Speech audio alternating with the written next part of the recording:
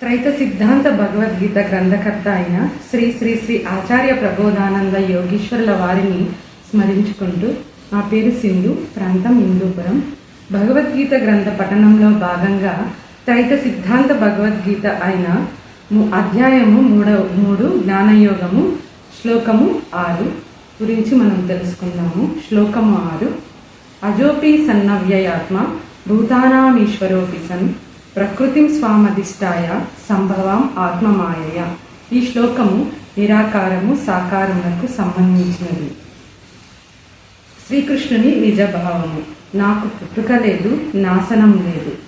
నేను సర్వ జీవరాశులకు అధిపతినై ఉన్నాను. అయినప్పటికీ నాచే నిర్మింపబడిన ప్రకృతితో చేరి మాయతో జన్మించుచుండును అని భగవంతుడు తెలిపియున్నాడు. ఈ శ్లోకం వివరం మనం తెలుసుకున్నట్లయితే ఆయన జన్మ రహస్యము తెలియబడుతున్నది.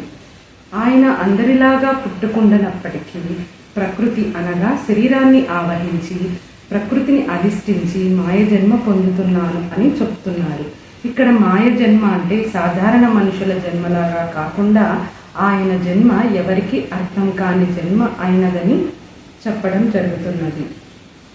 భగవంతుని శరీరం చాలా ప్రత్యేకమైనది.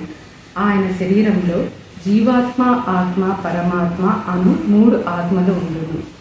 సాధారణ మనిషిలో కూడా ఈ 3 ఆత్మలు ఉండును. కానీ భగవంతుని శరీరంలో పరమాత్మ సాక్షి అయి ఉన్నప్పటికీ ఆయన కొన్ని ప్రత్యేక సందర్భములలో మాట్లాడడం జరుగుతున్నది.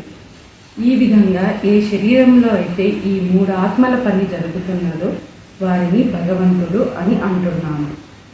ఈ విధంగా కనిపించే శరీరంలో కనిపించిన తత్వం తెలుసుకోగలిగితే ఆత్మజ్ఞానం తెలుసుకోవడం అని అంటారు. పై శ్లోకంలో శ్రీకృష్ణుడు నాకు పుట్టుక లేదు అన్నది వాస్తవమే. చాలా మార్లు నేను పుట్టుచున్నాను అని కూడా వాస్తవమే. శ్రీకృష్ణుని నిజభావం అర్థం కావాలంటే త్రైత సిద్ధాంత భగవద్గీత గ్రంథ పఠనం ఎంతో అవశ్యం.